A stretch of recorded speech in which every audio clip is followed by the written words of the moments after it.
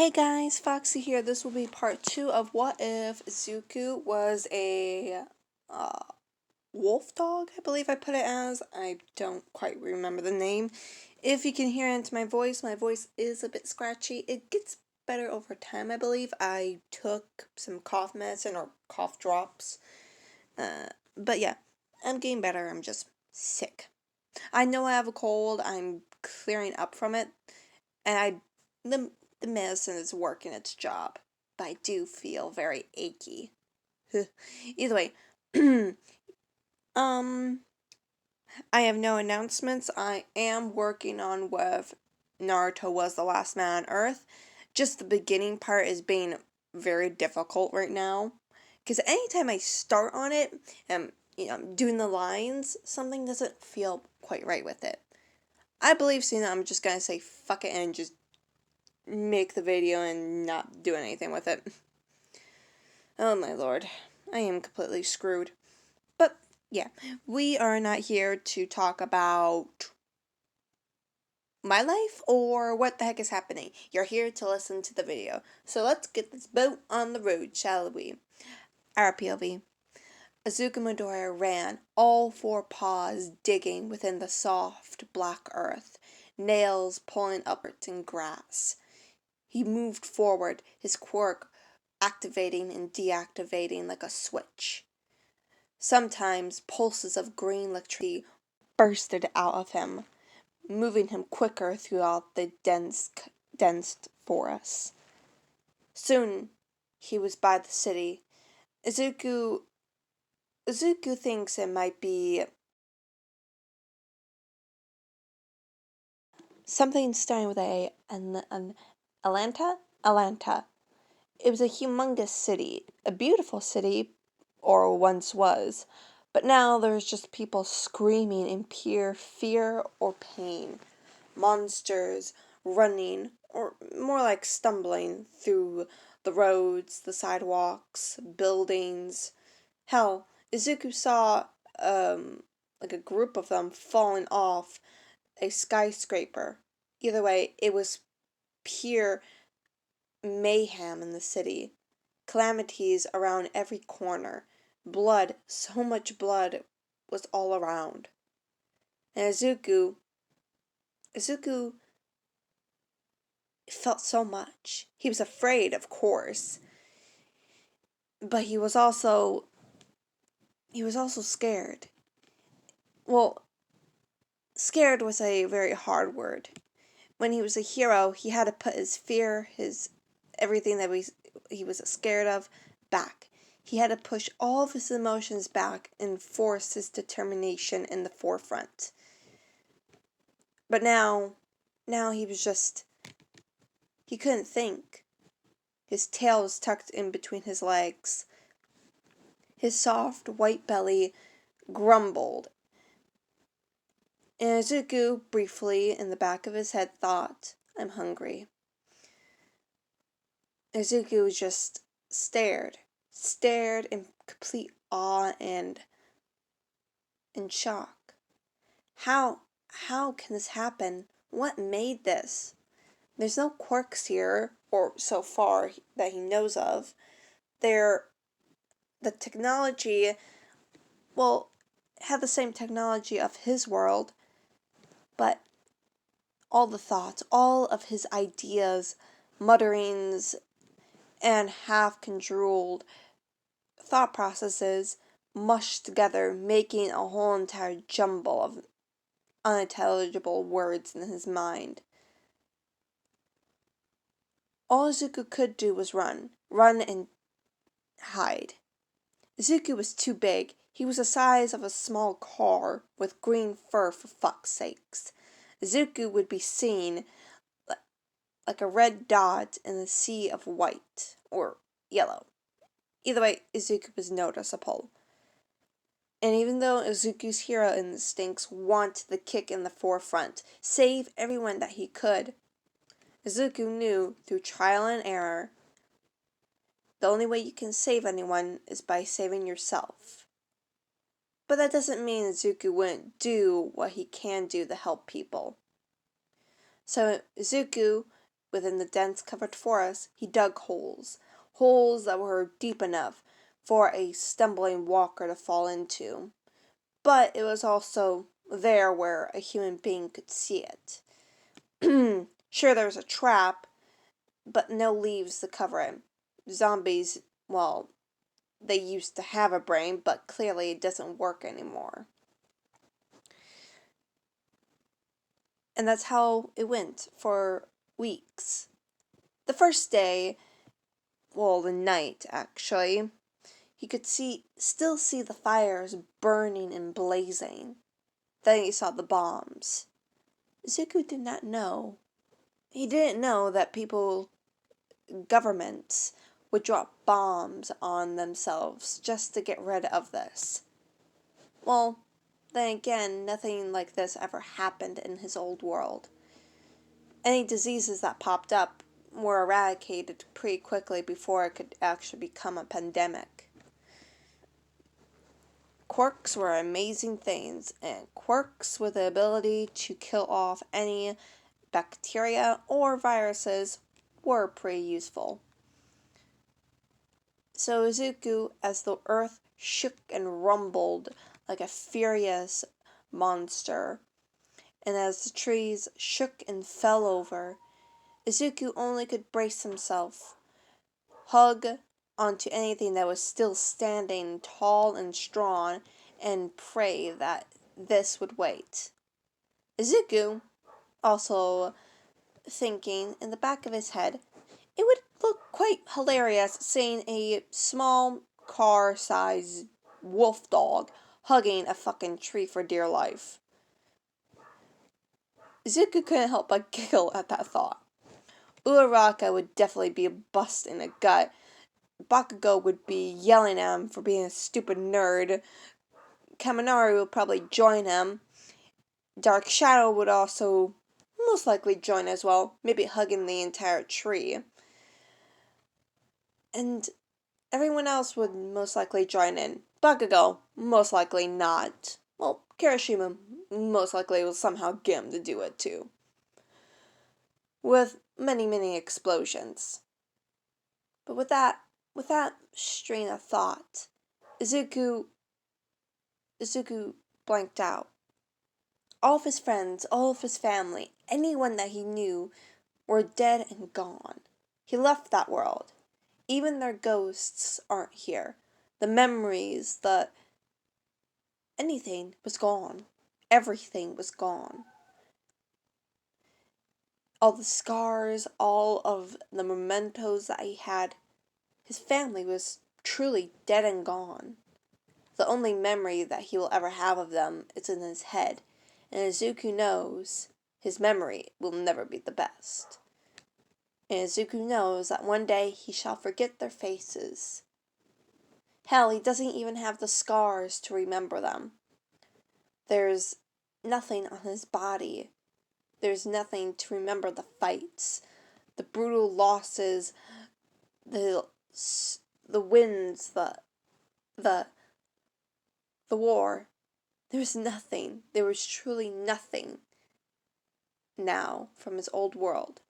And with that thought, with that thing running through his mind and soul, he blanked out, only wishing he could be human with the same amount of scars, so that he can at least remember them. The next time Izuku woke, he was human, with white skin, with so many scars, you would believe he was nothing more than scar tissue. Izuku felt alongside his face. There was a jagged scar going into his hairline. His hair long, curly, but very, very, messy. Izuku jumped with joy. And Izuku had, luckily enough, he had clothes on. Whew, at least that's my problem now.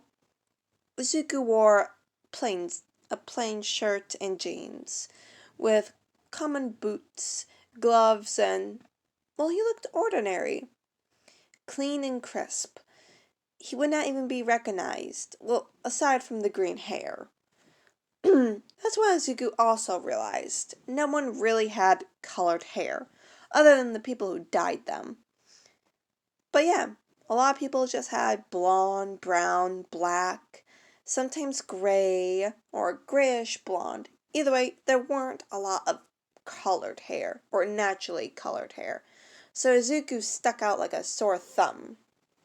Well, at least in human form more than his dog form. Or wolf dog, whatever. But Izuku, he was elated.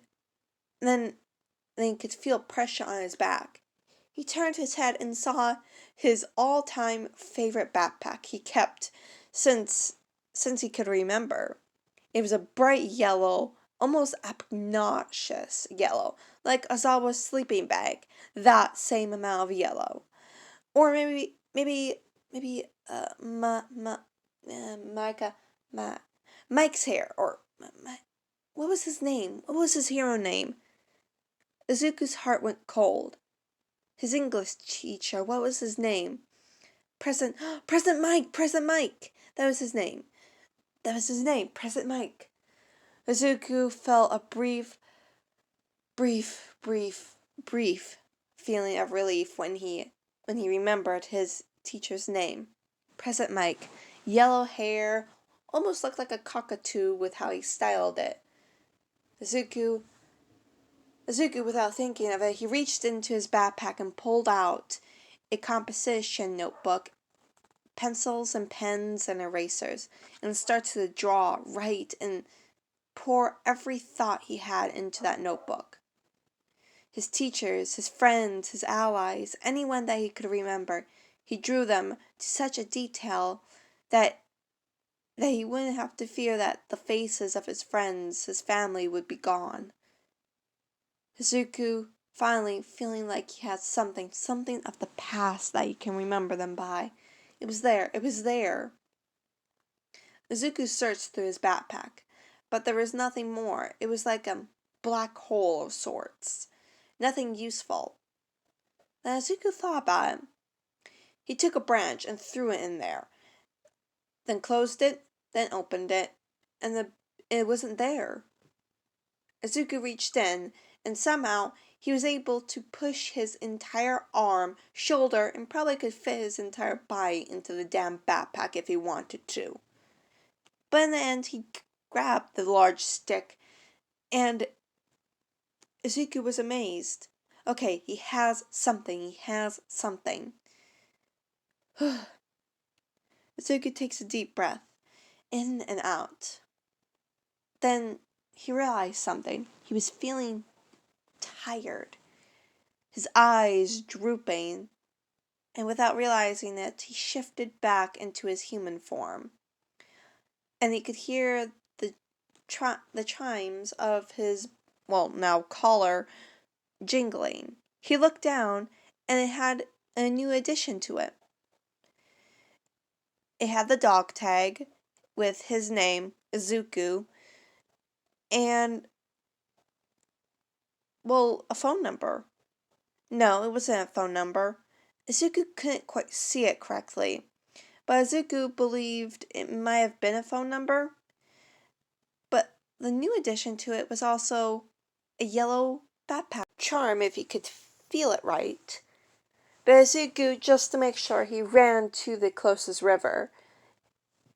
And when he looked, his reflection perfectly matched what was in the water. Izuku was mainly green, but his underbelly was white, and his paws, were red. It reminded Izuku of his, boots, his red shoes that he has always worn when he was a kid up until he was a hero.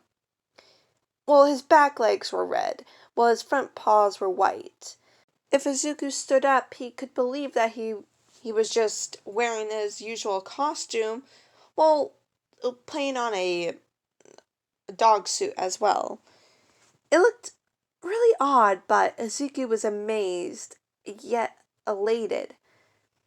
He had something. He had his old, something similar to his old hero suit.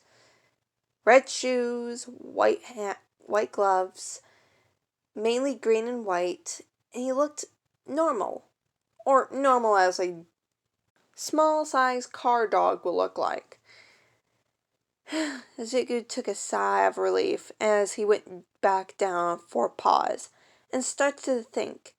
Okay, he had a yellow backpack. He was able to shift into human form with a good amount of energy taken. He probably will need a lot more food. He needs to work on his exercisement to hopefully be strong enough to have enough endurance to run around in his human form all day. He most likely can run around now for 10 minutes in his human form without feeling tired, yeah. And indeed, in the water within his reflection before he jumped up and examined himself more thoroughly, he indeed did have 3 chains connected to his collar, or 3 keychains, or charms, whatever kids name these nowadays. Either way, dog tag had his name, Izuku, in English. And the other charm, instead of having a phone number, it had his hero name, Deku. And the yellow backpack charm was indeed there. Izuku did also test out if pushing something on the keychain, charm, whatever, will also work as well. And it indeed worked. But, well, it was difficult to actually grab anything and put it to. But now he has a plan. He has a plan. With a sigh of relief, he sits down, or tries to at least, and starts thinking. He has to go into the city and grab as much materials as he can, and try to find at least somewhere to stay for the night. Stay in the city or out in the woods. It's better to stay in the city because no living person will actually think of living within the city of the dead. Second off, Izuku really does not want to test his luck out here in the woods. Izuku has seen people change their attitudes quicker than flipping a damn coin. From the nice, kind, elderly people who will give you cookies and food every day can turn themselves into vicious monsters willing to sell you to people for a little bit of money or leeway in life.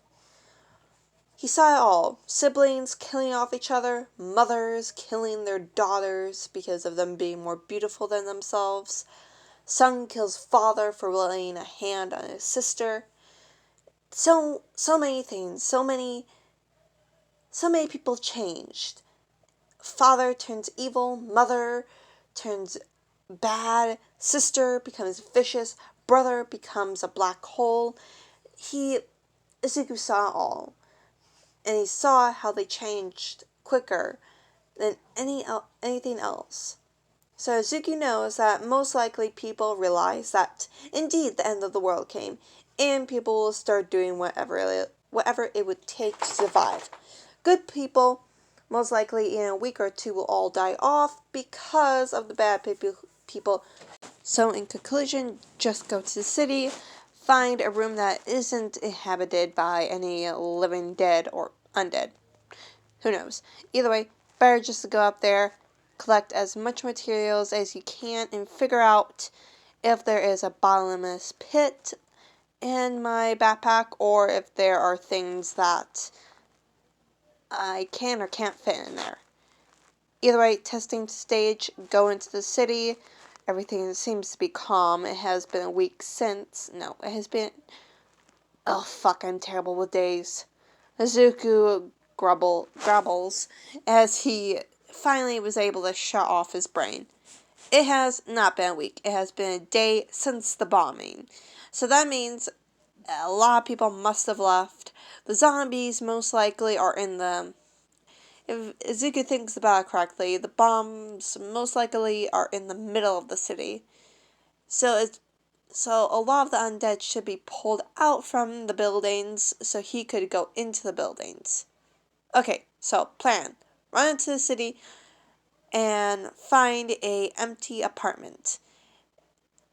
You and see what the hell happened there. And Izuku, with no better plan or nothing that he really could do, he runs off into the city.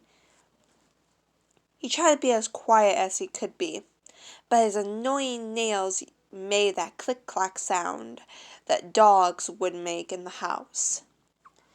But he somehow and in some way was able to find an apartment with no zombies, yet completely furnished.